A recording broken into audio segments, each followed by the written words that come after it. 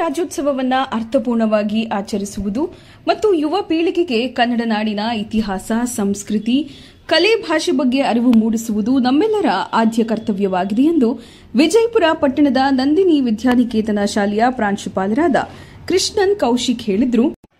ವಿಜಯಪುರ ಪಟ್ಟಣದ ಶಿವಗಣೇಶ ವೃತ್ತದಲ್ಲಿ ನಂದಿನಿ ವಿದ್ಯಾನಿಕೇತನ ಶಾಲೆಯ ಮಕ್ಕಳಿಂದ ಕನ್ನಡ ರಾಜ್ಯೋತ್ಸವ ಕಾರ್ಯಕ್ರಮ ಕುರಿತು ಕನ್ನಡದ ಬಗ್ಗೆ ಜನರಿಗೆ ಜಾಗೃತಿ ಮೂಡಿಸುವ ಸಲುವಾಗಿ ಜಾಥಾ ಕಾರ್ಯಕ್ರಮದಲ್ಲಿ ಭಾಗವಹಿಸಿ ಮಾತನಾಡಿ, ನವೆಂಬರ್ 1ರಂದು ಮಾತ್ರವಲ್ಲದೆ ಇಡೀ ತಿಂಗಳು ರಾಜ್ಯದೆಲ್ಲೆಡೆ ಮಾತ್ರವಲ್ಲದೆ ವಿದೇಶಗಳಲ್ಲೂ ಸಹ ಕನ್ನಡಿಗರು ಕನ್ನಡ ಭಾಷೆಯ ಹಬ್ಬ ಆಚರಿಸುವುದು, ಕನ್ನಡ ನಾಡಿನ ಇತಿಹಾಸ, ಸಂಸ್ಕೃತಿ, ಕಲೆ, ಭಾಷೆ ಬಗ್ಗೆ ನೆನೆದು ಮೆಲುಕು ಹಾಕುವುದು ಸಾಮಾನ್ಯ. ಇದೊಂದು ಸಡಗರದ ಹಬ್ಬ ಸಹ ಎಲ್ಲರಿಗೂ. ಇನ್ನು ಶಾಲಾ ಕಾಲೇಜುಗಳಲ್ಲಿ ಈ ಹಬ್ಬವನ್ನು ಹಲವು ಸಾಂಸ್ಕೃತಿಕ ಚಟುವಟಿಕೆಗಳ ಮೂಲಕವೇ ನಡೆಸಲಾಗುತ್ತದೆ. ವಿದ್ಯಾರ್ಥಿಗಳಿಗೆ ಕನ್ನಡ ರಾಜ್ಯೋತ್ಸವದ ಬಗ್ಗೆ ಪ್ರಬಂಧ ಬರಹದ ಸ್ಪರ್ಧೆ, ಭಾಷಣ ಸ್ಪರ್ಧೆ ನಡೆಸುವ ಮೂಲಕವೂ ಈ ಉತ್ಸವ ಆಚರಿಸಲಾಗುತ್ತದೆ ಎಂದರು. ಇದೇ ಸಂದರ್ಭದಲ್ಲಿ ಶಾಲಾ ಆಡಳಿತ ಮಂಡಳಿಯ ಅಧ್ಯಕ್ಷರಾದ ಬಿ ಚೇತನ್ ಗೌಡ, ಶಾಲೆಯ ಮುಖ್ಯ ಶಿಕ್ಷಕಿ ವಿಮಲಾ ಹಾಗೂ ಶಾಲೆಯ ಮಂಜುನಾಥ್, ಸಹ ಶಿಕ್ಷಕರು, ಶಾಲಾ ವಿದ್ಯಾರ್ಥಿಗಳು ಹಾಜರಿದ್ದರು.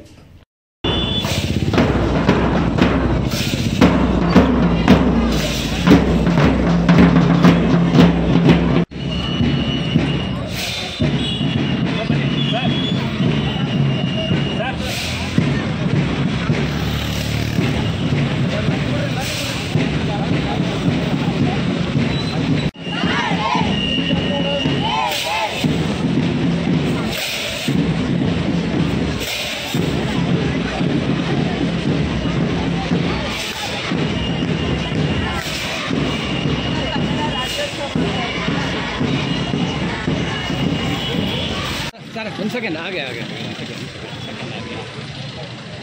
नहीं सर मेले कहती सर हाँ okay okay sir madam 1 second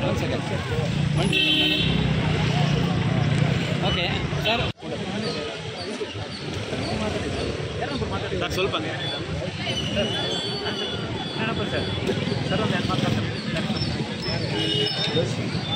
ಮಾತಾಡಿ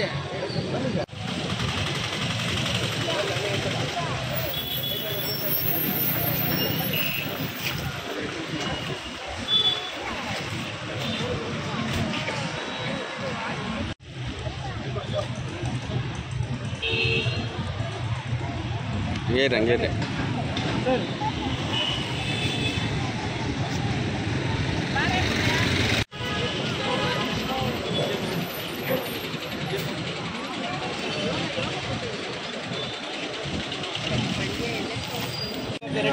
सर हिंदे होगी सर हत्र बन्नी हिंदे होगी सर